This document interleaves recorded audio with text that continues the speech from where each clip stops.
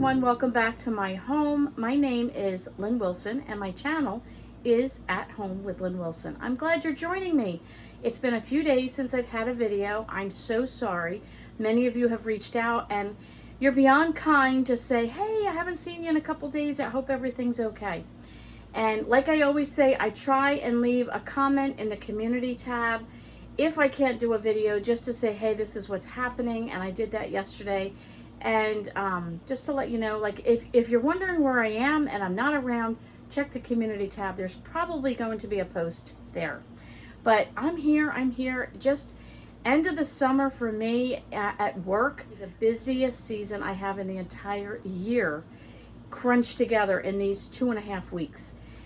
We've had 13 groups, if you want to call them, that I have hosted coming in and out in about a week and a half's time where I work, which means getting them in, getting them out, and hosting them while they're here. Life, you know, I live a crazy life, as many of you know, and nothing wrong, nothing bad, just crazy.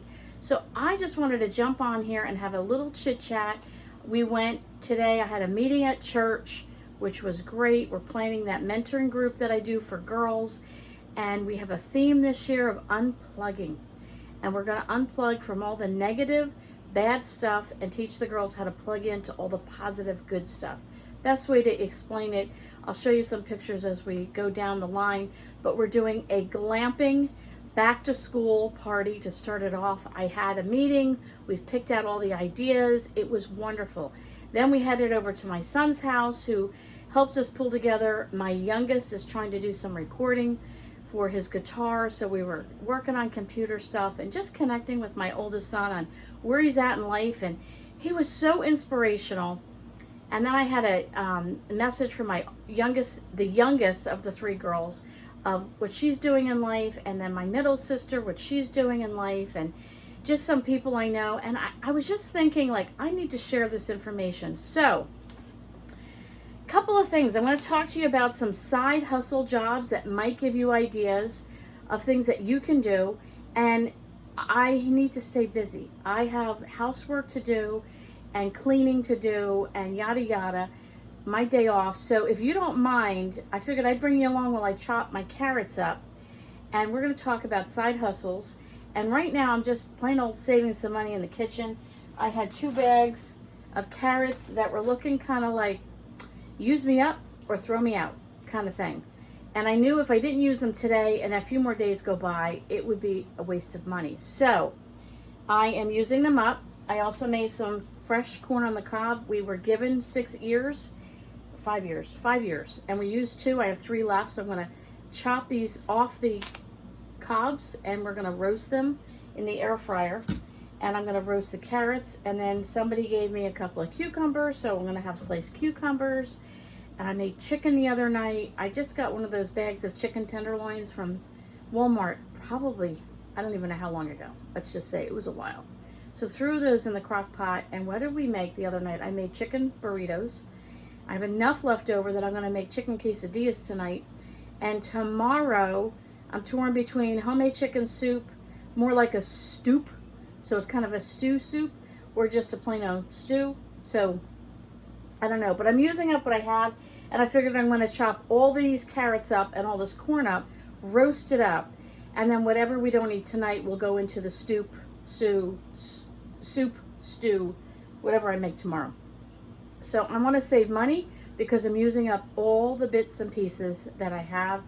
And yeah, I just think, you know, use up what you have before you open another can or another. So here we go. I'm going to move the camera down. If you don't mind hanging out with me for a few minutes, I'm going to share some ideas of side hustles that people have been sharing with me that they're doing. All of us are looking to make a few extra dollars. And so come on, watch me chop carrots and let's chat. Okay, so nothing fancy here. My kitchen is a mess. We have been busy for a few days, so it is what it is. So if you see something messy, it is what it is, people. This is real life. This is not a TV production. This is At Home with Lynn Wilson, and you get what you get. So a couple of side hustles is my daughter-in-law had lost her job a while back, and she needed another job, and you know, it takes a while sometimes, and she did find a job. She really likes her job. But in the meantime, there was loss of income. And then she had surgery, and, you know, just stuff happens. So fast forward, they were deciding on, you know, what could we do, even if they can make ends meet, and they like to stay debt free. But even if they can make ends meet, what they like to do is just always have a few dollars on the side.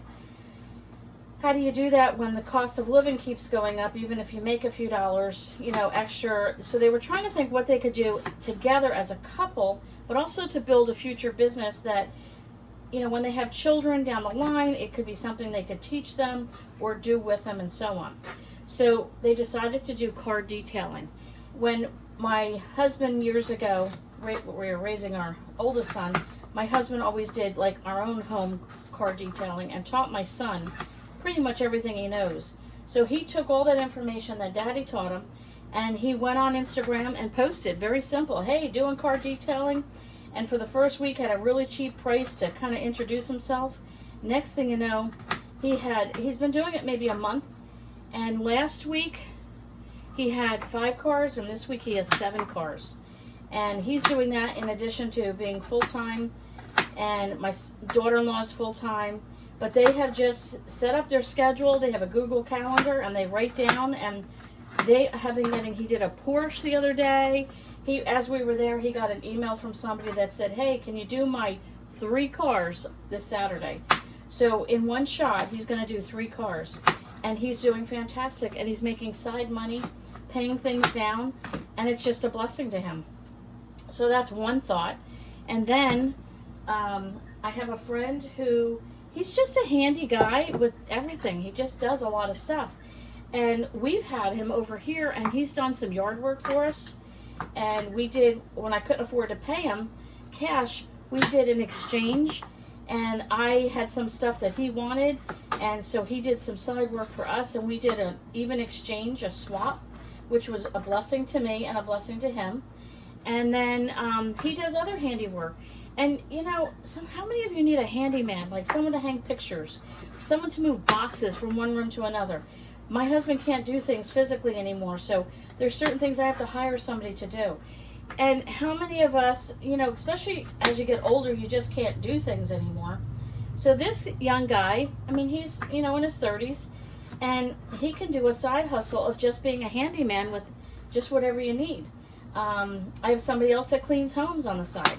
So you could get 1 or 2 homes a week and clean homes, and, you know, maybe you could do somebody's laundry. People can't always do their own laundry, and that might be a possibility. And, you know, my one sister does birthday party invitations, centerpieces, and decorations, and she sells it as a kit. And so she's been doing that as a side hustle. My other sister does a lot of sewing, and the 3 of us have a small business of sorts that we have on Facebook. And so there's always stuff that we're trying to get on there. And I know somebody else that does, she's a sewer, so she's like a seamstress, and she does that as a side hustle. And I know somebody else that knows how to braid hair, so she does that as a side hustle. So all these things, like, what kind of talent do you have? There is somebody out there that needs something, and somebody out there can use help. And I know I've hired people to do things. Maybe you need your car detailed, so you call somebody to do that. What can you do? What kind of side hustle can you do if you're trying to make a few dollars? You know, maybe it's something online that you can do. Maybe it's something on the phone you can do. I don't know. What kind of talents do you have that you can put to good use and be able to make some money? I just wanted to share that with you.